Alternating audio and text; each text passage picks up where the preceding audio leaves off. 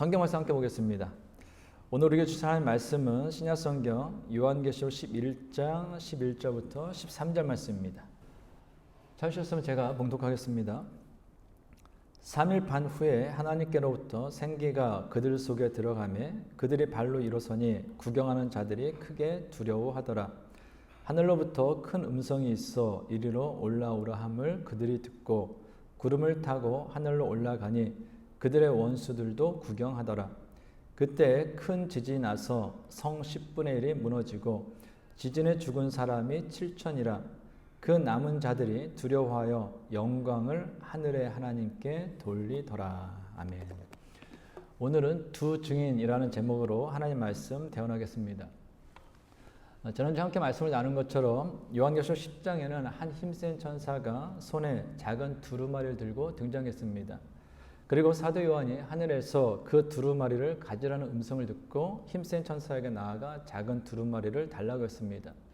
그러자 힘센 천사는 두루마리를 사도 요한에게 주면서 갖다 먹어버리라 말했습니다.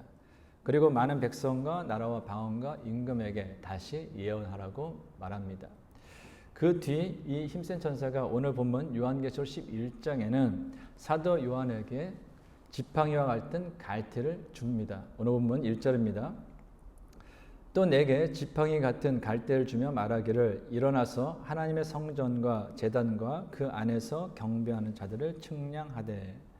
여기서 갈대로 번역된 헬라어 칼라모스는 물건이나 건물 같은 것을 측량하는 도구로 길고 곧은 장대를 가리킵니다. 이것을 가지고 성전과 제단과 그 안에서 경배하는 자들을 측량하라라고 이야기합니다. 그렇다면 여기서 측량하는 성전은 무엇일까요? 신약 성경에서 성전은 교회 공동체를 의미하기 때문에 여기서 성전을 측량하라라는 것은 즉 교회를 측량하라라는 것입니다. 그렇다면 왜 교회를 측량하라 했을까요? 구약 성경에서 측량한다라는 것은 재건이나 보존을 의미합니다. 그러므로 교회를 측량하라라는 것은 하나님께서 마지막 시대에도 교회를 보호하여 주시겠다는 그 의지를 상징적으로 보여주는 것입니다. 그런데 힘센 천사가 사도 요한에게 하나님의 성전을 측량하되 성전 바깥 마당은 측량하지 말고 그대로 두라라고 이야기합니다. 오늘 보면 2절입니다. 성전 바깥 마당은 측량하지 말고 그냥 두라. 이것은 이방인에게 주었은즉 그들이 거룩한 성을 42달 동안 짓밟으리라. 성전은 크게 성전과 마당으로 나눌 수 있습니다. 그리고 이 당시 성전의 마당은 다시 둘로 나눠지는데요. 안마당과 바깥마당입니다. 안마당에는 제사장의 뜰과 이스라엘의 뜰, 남자의 뜰, 여자의 뜰이 있었습니다. 그리고 성전 바깥마당에는 이방의 뜰이 있었습니다. 이 두 마당은 엄격히 구분되어 있었는데요. 성전 바깥마당인 이 이방인의 뜰에 있는 사람들이 성전 안마당으로 넘어오면 죽임을 당했다라고 합니다. 오늘 보면 2절에서 말하는 이 성전 바깥마당이 바로 이 이방인의 뜰을 이야기하는 겁니다. 근데 이 성전 바깥마당은 측량하지 말고 그냥 두라고 했습니다. 그 이유가 무엇입니까? 성전 바깥 마당은 이방인에게 주었기 때문입니다. 여기서 이방인은 하나님을 대적하고 예수 그리스도로 말미암아 구원받지 않은 사람들을 가리킵니다. 그러면 그들이 거하는 성전 바깥 마당을 측량하지 말고 그대로 두라라는 이 말은 하나님께서 보호하시는 교회와는 달리 고난의 때에 교회 밖에 있는 그들은 하나님께서 보호하지 않으신다라는 것입니다. 하나님의 보호를 받지 못하고 그들은 결국에는 심판마다 멸망할 것이다 라는 말씀이죠. 그런데 2절 하반절을 보면은 성전 바깥 마당에 거하는 이들이 무엇을 하게 될 것이다 라고 이야기하고 있습니까? 그들이 거룩한 성을 42달 동안 짓밟으리라 라고 이야기합니다. 이것은 교회가 하나님을 대적하고 예수님을 믿지 않은 사람들에 의해서 핍박과 박해를 받게 될 것이다 라는 의미입니다. 그런데 그 기간이 얼마입니까? 42달입니다. 이 42달을 연수로 이야기하면 3년 6개월, 3년 반이 됩니다. 그리고 날짜로 풀면 1260일이 됩니다. 그래서 요한계시록에 나오는 42달, 3년 6개월, 1260일은 모두 같은 의미를 이야기하는 것입니다. 교회는 이 땅에 세워진 이후로 계속해서 하나님을 믿지 않는 사람들로부터 핍박과 박해를 받았습니다. 그러나 그것은 영원하지 않다라는 것입니다. 42달이라는 그 정해진 기간 동안에 박해와 핍박을 받는다라는 것입니다. 그리고 교회가 42달의 그 정해진 기간 동안에 핍박과 박해를 받는다 할지라도 하나님께서는 그 교회를 지켜주시고 보호하여 주신다라는 것입니다. 그러나 교회 밖에 있는 사람들, 교회를 핍박하고 박해하는 사람들은 하나님의 보호를 받지 못하고 결국에는 멸망하게 될 것입니다. 성도 여러분 잘 아시는 것처럼 교회는 건물을 의미하는 것이 아니죠. 엄밀하게 얘기하면 교회라고 이야기하는 거, 우리가 교회라고 하는 것은 이 건물을 이야기 예배당을 이야기하는 것이고, 성경에서 말하는 교회라는 것은 사실 주님의 몸된 그리스도인 우리 한 사람 한 사람을 가리키는 거 아니겠습니까? 그러므로 교회가 세상에 믿지 않는 사람들로부터 핍박과 어려움을 받는다라는 것은 우리가 주님을 믿는 하나님의 자녀라 할지라도 우리 역시 세상에 살면서 고난과 핍박, 어려움을 당하게 된다라는 것입니다. 아무리 그리스도인이라 할지라도, 아무리 하나님을 아버지라 부르는 하나님의 자녀라 할지라도 이 땅에 거하는 동안에는 고난과 핍박을, 어려움을, 문제를 벗어날 길은 없다라는 것입니다. 그럼에도 불구하고 우리가 잊지 말아야 할 사실이 두 가지가 있습니다. 첫 번째는 우리가 당하는 고난과 어려움은 42달, 3년 6개월, 1260일처럼 정해진 기간 동안만 당하는 거다라는 것입니다. 어떤 고난도, 어떤 문제도, 어떤 어려움도 영원한 것은 없다라는 것입니다. 어떤 고난도, 어떤 문제도 반드시 지나가게 되었다라는 것이죠. 두 번째로 잊지 말아야 할 것은 우리가 고난과 어려움 가운데 있을 때 하나님께서 우리를 붙들어 주신다라는 것입니다. 사람들이 고난과 어려움 가운데 있을 때 좌절하고 절망하고 포기하는 이유는 사람들이 내 곁을 떠난다라고 생각하기 때문입니다. 내가 지금 힘든데, 내가 지금 어려운데, 내가 지금 고난 가운데 있는데, 내가 질병 가운데 있는데, 아, 사람들이 다 내 곁을 떠난다구나. 그러면서 더욱더 마음의 실망이 커지는 거예요.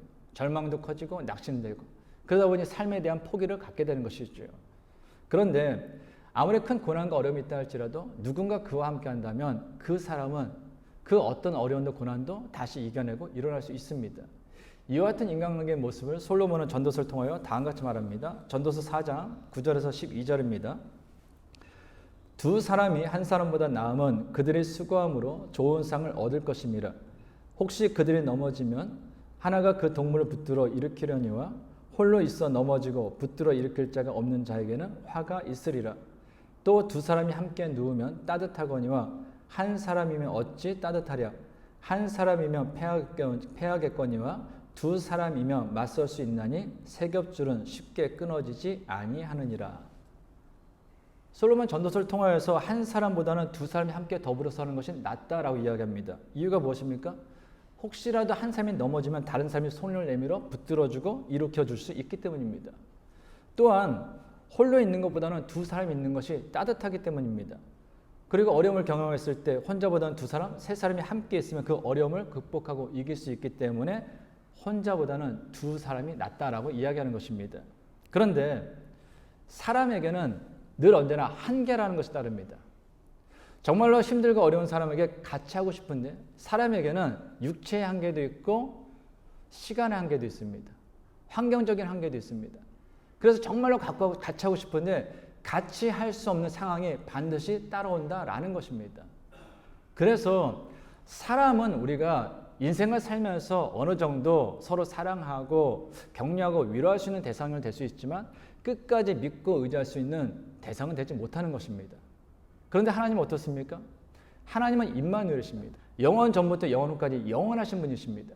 그래서 하나님께서는 단 한순간도 우리를 떠나지 않으시고 우리와 함께 하실 수 있는 것입니다. 그리고 그 하나님께서는 특히 우리가 힘들고 어려울 때, 고난 가운데 있을 때 우리를 떠나지 않으시고 우리 함께 하시면 우리를 그 강한 손으로 붙들어 주시는 분이십니다. 그러므로 성도 여러분, 인생을 살면서 때론 힘들고 어려운 순간을 경험하게 될 것입니다. 질병의 고통을 당할 때도 있고 또한 환경의 어려움을 당할 때도 있을 것입니다. 그러나 그때 분명히 기억하십시오. 내가 당하는 그 문제, 그 고난 아무리 크다 할지라도 영원하지 않다라는 것입니다. 반드시 지나간다라는 것입니다. 그리고 내가 힘들고 어려울 때 늘 언제나 나와 함께 하시면서 나를 붙잡아 주시는 그 주님을 믿고 의지함으로 주님과 함께 다시 일어설 수 있는 하나님의 자녀가 될 수 있기를 바랍니다. 계속해서 이어지는 3절부터 13절까지는 하나님께서 세워주신 두 증인에 대한 이야기가 계속해서 나옵니다. 오늘 본 3절입니다. 내가 나의 두 증인에게 권세를 주리니 그들이 굵은 베옷을 입고 1260일을 예언하리라. 여기서 예언이라는 것은 하나님의 말씀을 대언하는 것입니다. 좀 더 정확하게 이야기하면 복음을 증거하는 거예요. 그런데 이 예언하는 두 증인이 무엇을 입고 있습니까? 굵은 베옷을 입고 있습니다. 성경에서 굵은 베옷은 회개를 의미합니다. 요나 선지자가 니느웨에서 심판에 관한 메시지를 전하자 니느웨 성에 있는 왕과 또한 그 모든 사람들이 굵은 베옷을 입고 회개하는 장면이 나옵니다. 이런 점에서 볼 때 이 두 증인이 굵은 베옷을 입었다라는 것은 그들의 예언 사역이 바로 회개의 메시지를 전하는 것임을 우리에게 가르쳐 주는 것이죠. 근데 사실 예수님께서도 이 땅에 오셔서 가장 처음 전하신 말씀은 회개하라는 거예요. 예수님의 제자들도 오순절날 사도 베드로가 성령을 받고서 전한 메시지도 사도 바울이 전하는 메시지도 결국 회개입니다. 그래서 우리가 전해야 될 복음, 그 복음의 내용은 무엇이냐? 둘이에요. 회개하라는 것과 주 예수 그리스도를 믿으라. 이 두 가지다라는 것입니다. 그럼 여기에 나오는 이 두 증인, 그들이 누굴까요? 어떤 학자들은 이 두 증인은 마지막 날에 실제로 나타날 어떤 사람들이라고 이야기를 합니다. 이것을 근거로 해서 이단의 많은 교주들은 자신이 바로 이 말씀이 나오는 두 증인 중에 한 사람이라고 주장하면서 사람들을 미혹합니다. 근데 성경이 이야기하는 이 두 증인은 어떤 특정한 사람, 개인을 가리키는 것이 아닙니다. 오늘 보면 4절입니다. 그들은 이 땅의 주 앞에 서 있는 두 감람나무와 두 촛대니. 먼저 사도 요한은 두 증인은 두 촛대라고 이야기합니다. 요한계시록 1장에서도 말씀드린 것처럼 촛대는 성경에서 무엇을 이야기합니까? 교회를 이야기하는 거예요. 그래서 이 두 증인은 누구냐? 교회를 가리키는 겁니다. 근데 왜 둘일까요? 둘이라는 숫자는 증인의 숫자이기 때문입니다. 신명기 19장 15절입니다. 사람의 모든 악에 관하여 또한 모든 죄에 관하여는 한 증인으로만 정할 것이 아니요 두 증인의 입으로나 또는 세 증인의 입으로 그 사건을 확정할 것이며. 구약시대부터 율법에서 증언으로서의 효력을 가지려면 둘 이상의 증인이 필요했습니다. 즉 최소한의 두 명의 증인이 증언한 것만을 증언으로 채택했다라는 것이에요. 예수님께서 제자들을 전도하러 보내실 때도 두 명씩 짝지어 보내셨죠. 따라서 두 촛대는 곧 증인으로서 예수 그리스도를 증언하는 교회로서의 사명을 이야기하는 겁니다. 즉 복음 전도의 사명을 가진 교회를 이야기하는 것이죠. 또한 사도 요한은 이 두 증인은 두 감람나무다라고 이야기합니다. 이것은 스가랴서를 배경으로 하는데요. 스가랴 4장에 보면은 스가랴 선지자가 7 등잔을 가진 등잔대와 함께 등잔대 좌우에 있는 두 감람나무를 봅니다. 이때 스가랴 선지자가 천사에게 이 두 감람나무가 무엇을 의미하느냐라고 묻자 천사가 다음같이 이야기합니다. 스가랴 4장 11절에서 14절입니다. 내가 그에게 물어 이르되 등잔대 좌우에 두 감람나무는 무슨 뜻이니까 하고 다시 그에게 물어 이르되 금 기름을 흘리는 두 금관 옆에 있는 이 감람나무 두 가지는 무슨 뜻이니까 하니 그가 내게 대답하여 이르되 네가 이것이 무엇인지 알지 못하느냐 하는지라 내가 대답하되 내 주여 알지 못하나이다 하니 이르되 이는 기름 부음 받은 자 둘이니 온 세상에 주 앞에 서 있는 자니라 하더라. 이 구절을 보면은 기름 부은 자 둘은 두 감람나무를 가리킨다 했습니다. 그러니까 두 감람나무가 기름 부음 받은 자 둘을 가리키는 거예요. 근데 이 기름 부음 받은 자 둘은 누구냐? 스가랴서에서 대제사장 여호수아와 정치 지도자인 스룹바벨을 가리킵니다. 근데 이 사람들이 무엇을 하냐? 스룹바벨과 대제사장 여호수아는 바벨론에 있던 이 유대인들이 제1차 포로기한 때 다시 와가지고 바로 전쟁에서 무너졌던 성전을 재건을 완성한 사람들입니다. 생각해 보세요. 이방 땅에서 포로를 살다가 다시 예루살렘에 돌아온 이 사람들이 무너진 예루살렘 성전을 바라보면서 이걸 재건해야겠다, 다시 일으켜 세워야겠다라는 생각을 가졌을 것입니다. 근데 그건 결코 쉬운 일이 아니죠. 타향살이 하다가 돌아왔는데 가진 것도 없어요. 근데 무너진 고국을 보면서 특히 무너진 성전을 보면서 이것을 다시 세운다? 그것은 결코 엄두가 나지 않는 일이었을 것입니다. 그럼에도 불구하고 하나님께서는 이렇게 말씀하십니다. 성전을 재건하는 것은 사람의 힘으로 되는 것이 아니라는 거예요. 나의 영, 즉 하나님의 영, 성령으로 된다라고 말씀하십니다. 스가랴 4장 6절입니다. 그가 내게 대답하여 이르되 여호와께서 스룹바벨에게 하신 말씀이 이러하니라. 만군의 여호와께서 말씀하시되 이는 힘으로 되지 아니하며 능력으로 되지 아니하고 오직 나의 영으로 되느니라. 아멘. 스가랴 4장 9절입니다. 스룹바벨의 손이 이 성전의 기초를 놓았은즉 그의 손이 또한 그 일을 마치리라 하셨나니 만군의 여호와께서 나를 너희에게 보내신 줄을 네가 알리라 하셨느니라. 아멘.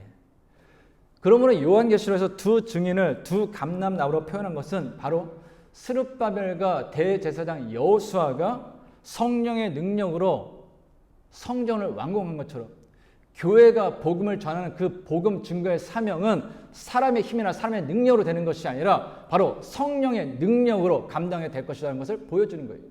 예수님께서도 이에 대해서 다음과 같이 말씀하셨죠. 사도행전 1장 8절입니다. 오직 성령이 너에게 임하시면 너희가 권능을 받고 예루살렘과 온 유대와 사마리아와 땅끝까지 이르러 내 증인이 되리라 하시리라. 아멘. 교회가 예수님의 증인으로서 복음 증거의 사명을 감당할 수 있는 것은 오직 성령님께서 주시는 힘으로 할 수 있는 것입니다. 결코 사람의 힘이나 사람의 경험이나 교회 규모나 교회 생활의 특별 행사로 인해서 되는 것이 아니에요. 제가 예전에 어떤 프로그램들, 전도 프로그램들이나 교회에서 하는 특별 행사 프로그램들 이렇게 참석하다 보면은 어떤 좀 도가 지나치게 얘기하는 거 있어요. 어떤 거냐면은 이런 거예요. 이 프로그램을 교회에서 하기만 하면 교회는 반드시 성장한다라는 거예요. 이 프로그램만 하면 믿지 않는 사람들이 반드시 교회에 온다라는 거예요. 그러면서 그 프로그램을 도입해가지고 교회가 성장했다라고 해서 간증하는 또 교회의 목사님들 오셔서 간증하는 걸 들은 적이 있습니다. 근데 그걸 듣다 보면 와 대단하다라는 생각이 들면서도 반대편으로 그런 생각이 드는 거예요. 그러면 하나님의 일은 뭐지? 이 프로그램으로 모든 게 다 된다면 그럼 하나님께서 하시는 일은 뭐지? 라는 의문이 생기는 겁니다. 그것이 사실일까요? 저는 그렇게 생각하지 않습니다. 복음 증거, 믿지 않는 사람들이 예수님께로 돌아오는 거, 그 모든 일은 오직 성령님께서 주시는 그 능력으로만 감당할 수 있는 거예요. 이 사실을 우리가 믿을 때에만 우리는 주님께서 오시는 그날까지 교회에게 주어진 복음 증거의 사명을 감당할 수 있는 것입니다. 사람들이 흔히 얘기하는 게 뭐예요? 복음 좀 전하시죠. 전도를 하시죠. 그러면 능력이 없었어요. 아는 지식이 없었어요. 교회 규모가 작았어요. 우리 교회는 작았어요. 이런 얘기 많이 하거든요. 근데 그건 다 인간적인 생각이죠. 성도 여러분, 복음 증거의 사명은 사람의 힘이나 교회 규모나 어떤 프로그램이 되는 것이 아닙니다. 오직 성령님께서 주시는 그 능력으로 되는 것을 기억하시고 늘 언제나 주님께 맡겨준 그 사명을 감당할 수 있길 바랍니다. 우리는 이와 같은 것을 이어지는 구절 통해서 보게 됩니다. 오늘 5절 6절입니다. 만일 누구든지 그들을 해하고자 하면 그들의 입에서 불이 나와서 그들의 원수를 삼켜버릴 것이요 누구든지 그들을 해하고자 하면 반드시 그와 같이 죽임을 당하리라. 그들이 권능을 가지고 하늘을 닫아 그 예언하는 날 동안 비가 오지 못하게 하고 또 권능을 가지고 물을 피로 변하게 하고 아무 때든지 원하는 대로 여러 가지 재앙으로 땅을 치리로다. 아멘. 이 구절을 보면은 구약의 두 인물이 생각납니다. 어떤 인물이 생각납니까? 하늘을 닫아 비가 오지 못하게 한다. 누구죠? 엘리야예요. 물을 피로 변하게 한다. 누굽니까? 모세예요. 근데 잘 생각해 보세요. 엘리야와 모세는 평안한 시대에 하나님의 말씀을 증거한 사람들이 아닙니다. 엘리야는 북이스라엘 역사상 가장 악한 왕이라고 평가받는 아합과 그의 아내 이세벨이 통치하던 시대였어요. 온 땅이 우상으로 가득했습니다. 심지어 엘리야 혼자서 850명의 바알과 아세를 섬기는 그 이방 선지자들과 홀로 영적인 대결을 할 정도로 그 시대는 영적으로 매우 어두운 시대였다라는 것입니다. 모세는 어떻습니까? 모세가 말씀을 전하던 그 시대는 이스라엘 430년 동안 애굽에서 노예 생활하던 시대입니다. 그때 애굽의 왕 바로는 하나님을 무시하는 사람이었습니다. 결코 그들은 평안한 시대에 복음을 증거하는 사람이 아니라는 거예요. 그럼에도 어땠습니까? 엘리야를 통해서 모세를 통해서 하나님의 살아계심이 전해졌습니다. 엘리야를 통해서 모세를 통해서 하나님의 말씀이 증거되었다라는 것입니다. 무엇을 얘기하는 거예요? 하나님께서 어려운 시대에도 하나님의 말씀을 붙잡고 그 말씀을 증거하는 사람들과 함께 하셨기 때문에 그들에게 능력을 주셨기 때문에 그들이 말씀 증거의 사역을 감당할 수 있었다라는 것입니다. 이 사실 우리가 잊지 않아야지만 어떤 상황 속에서도 우리와 함께 하시면 우리에게 복음 전할 수 있는 그 능력을 주시는 그 하나님을 의지함으로 복음을 전할 수 있다라는 것입니다. 그럼에도 불구하고 교회가 어떤 어려움도 겪지 않는 것은 아닙니다. 앞에서 말씀드린 것처럼 교회가 복음 증거의 사명을 감당한다 할지라도 교회는 역시 박해와 고난을 벗어나지 못합니다. 오늘 7절에서 10절입니다.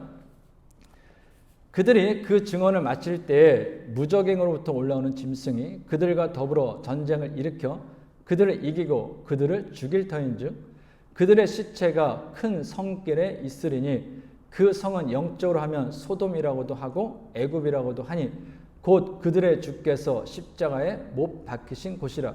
백성들과 족속과 방언과 나라 중에서 사람들이 그 시체를 사흘발 동안을 보며 무덤에 장사하지 못하게 하리로다.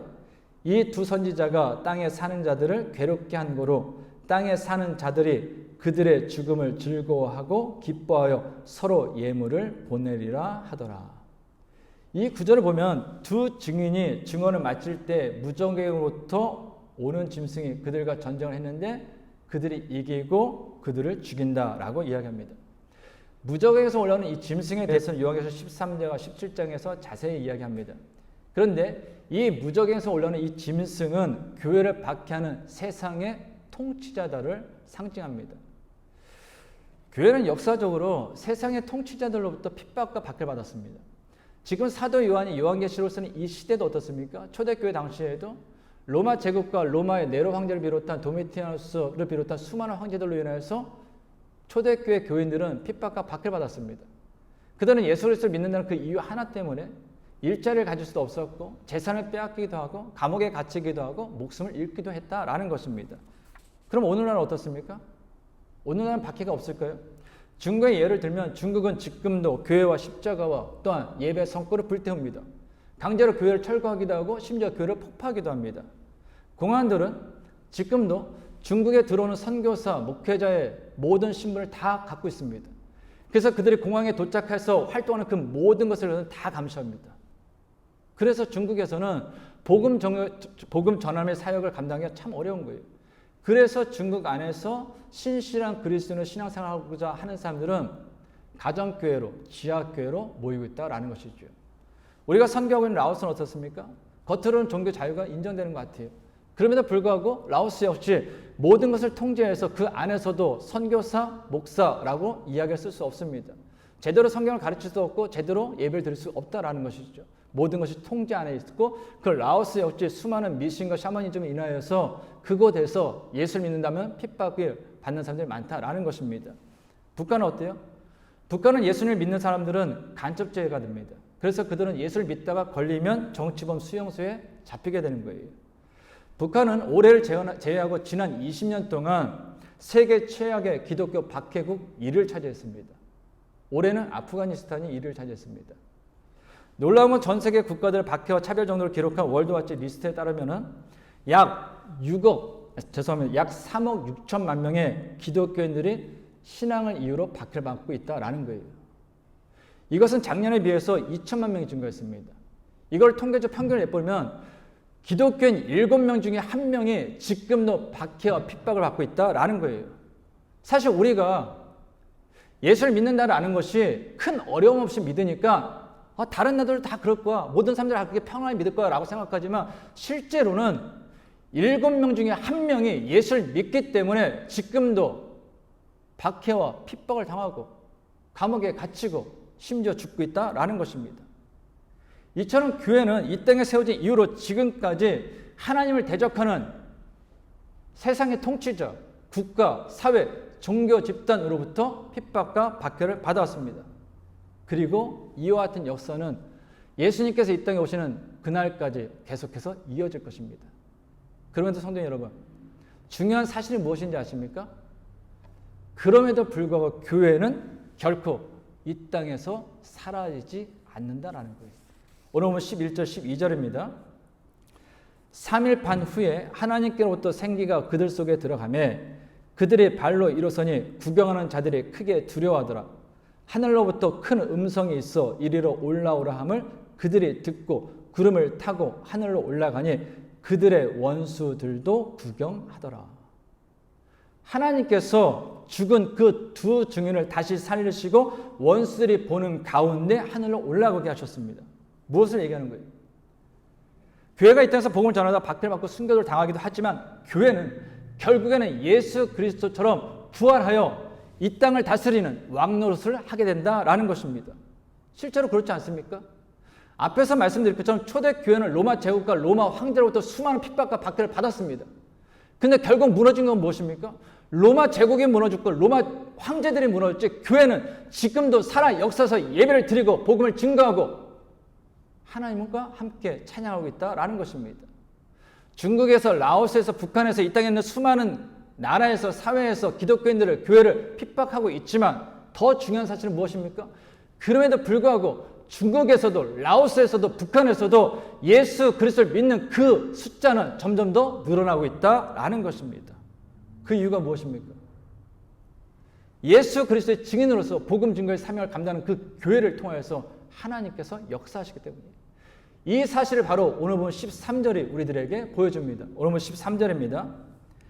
그때 큰 지진이 나서 성 10분의 1이 무너지고 지진에 죽은 사람이 7천이라. 그 남은 자들이 두려워하여 영광을 하늘의 하나님께 돌리더라. 여기서 두려워하여 영광을 하늘의 하나님께 돌린다라는 표현은 진실된 회개를 이야기하는 거예요. 근데 반대로 보면은 끝까지 하나님께 반역하고 복음을 듣지 않은 사람들은 어떻게 된다고요? 지진이 나서 사람들이 죽는데 그 숫자가 7천이라고 합니다. 무엇을 이야기하는 겁니까? 7천을 제외한 나머지는 회개하고 하나님께로 돌아온다는 거예요. 물론 7천이라는 것은 정해진 7천명을 이야기하는 것이 아닙니다. 14만 4천과 같이 이 7천이라는 것은 많은 숫자를 상징하는 거예요. 7이 완전수고 1000은 많다라는 거지 않습니까? 그러니까 7과 이 1000이 합해졌기 때문에 이 7천이라는 것은 많은 수를 이야기하는 거예요. 그런데 불구하고 뭐예요? 교회를 핍박하고 하나님을 대적하고 예수를 믿지 않는 그 많은 사람들이 있음에도 불구하고 그럼에도 불구하고 교회가 전하는 복음을 듣고 그 나머지는 회개하고 주님께로 돌아온다라는 것입니다. 하나님께서는 이 땅에 많은 사람들이 멸망하지 않고 회개하고 하나님께로 돌아오기 원합니다. 그래서 계속해서 보시는 것처럼 때로는 심판을 통해서 경고도 하시지만 심판을 멈추기도 하셔요. 근데 우리가 지금까지 쭉 보면은 지난주까지 본 말씀 중에 회개하였다라는 이야기는 없습니다. 하나님께서 그렇게 기다리시고 인내하시고 사랑하심에도 불구하고 회개하는 사람은 없었어요. 그런데 오늘 본문에 이뤄서 중요한 역사가 일어났죠. 두 증인된 그 교회가 예수 그리스도의 증인으로서 복음 증거의 사명을 감당하자 드디어 회개하고 주님께로 돌아오는 역사가 일어났다라는 것입니다. 이것이 두 증인이 얼마나 중요한지 오늘 본문을 통해서 하나님께서 우리에게 보여주는 것입니다. 성도 여러분, 교회가 존재하는 이유, 좀 더 정확하게 이야기하면 주님의 몸된 교회인 우리 그리스도인이 이 땅에 존재하는 이유가 무엇입니까? 하나님께서 오늘 우리에게 생명을 주시고 오늘 살아가게 하신 이유가 무엇인가라는 거예요. 예수 그리스도의 증인으로서 복음 전도의 사명을 감당하라는 것입니다. 지난주에도 말씀드린 것처럼 우리가 전하지 않으면 세상에 믿지 않는 사람들이 어찌 예수 그리스도의 복음을 들을 수 있겠습니까? 어찌 그들에게 이 땅에 마지막 때가 있다는 것을 누가 전해줄 수 있는가라는 거예요. 바로 그 복음 증거의 사명을 감당하라고 하나님께서 두 증인으로서 우리를 이 땅에 지금 남아있게 하셨다라는 것입니다. 그러므로 우리가 인생을 살아가는 그 목적이 이 땅에서 잘 먹고 잘 사는 거, 이 땅에서 내가 원하는 꿈을 이루는 거, 이 땅에서 편안하게 사는 거, 그것이 되어서만은 안 된다라는 것입니다. 그렇게 살아서는 하나님 앞에 섰을 때 우리가 할 수 있는 이야기는 아무것도 없다라는 것이죠. 사랑하는 성도 여러분, 기회가 있을 때 우리는 더 늦기 전에 내 사랑하는 가족과 직장 동료와 친구와 이웃들에게 복음을 증거하는 그 사명을 감당해야 합니다. 그때 우리 눈에는 보이지 않지만 우리를 통하여서 더 많은 사람들이 회개하고 주님께로 돌아오는 역사가 일어날 것입니다. 전도하라 하면은 성도님이 좀 오해하시는 것이 있는 것 같아요. 우리 교회가 작으니까 교인이 많지 않으니까 목사님 우리 교회 채우려고 전도하라고 그러나? 아니에요.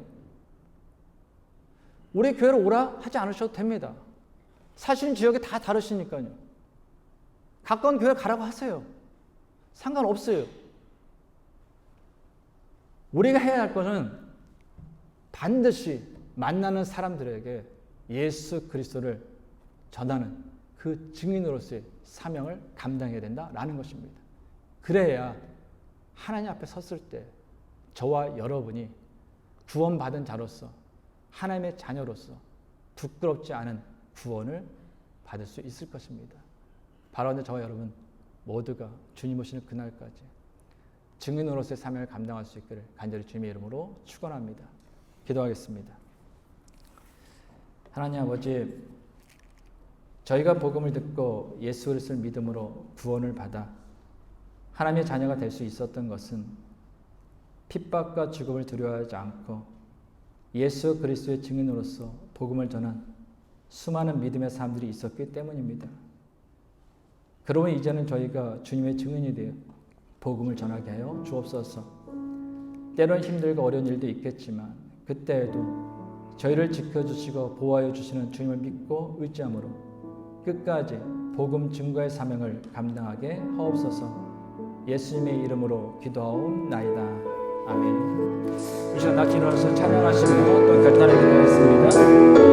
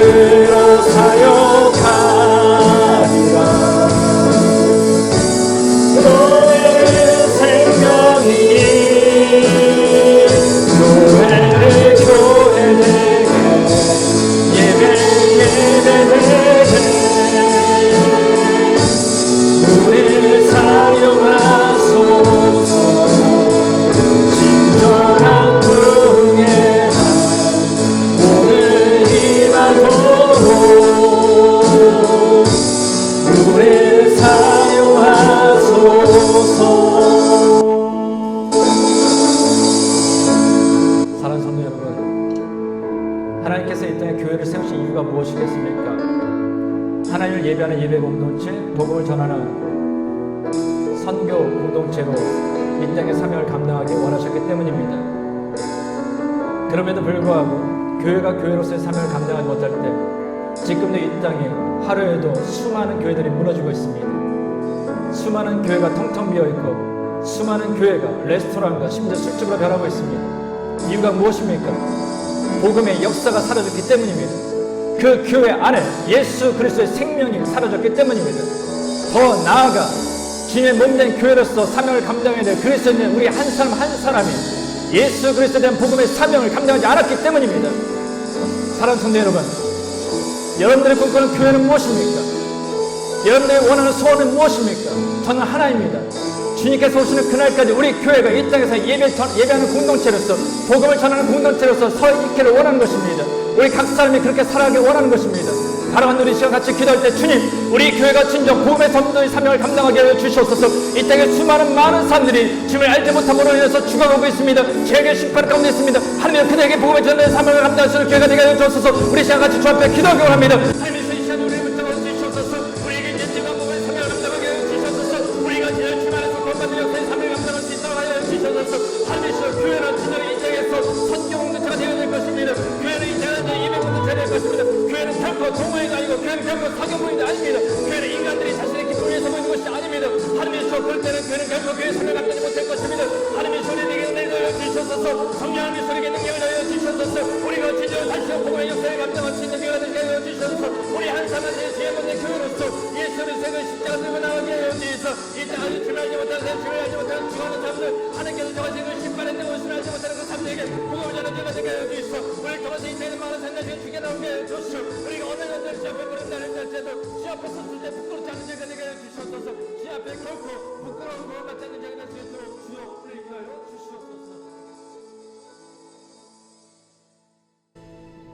이제는 우리 주 예수 그리스도의 은혜와 하나님의 크신 사랑과 성령님의 교통하심이 주님의 몸된 교회로서 주님의 증인이 되어 복음 증거의 사명을 감당하기 원하는 모든 성도들과 가정과 세워주신 기업 위에 이제로부터 영원까지 함께 하시기를 간절히 축원하옵나이다.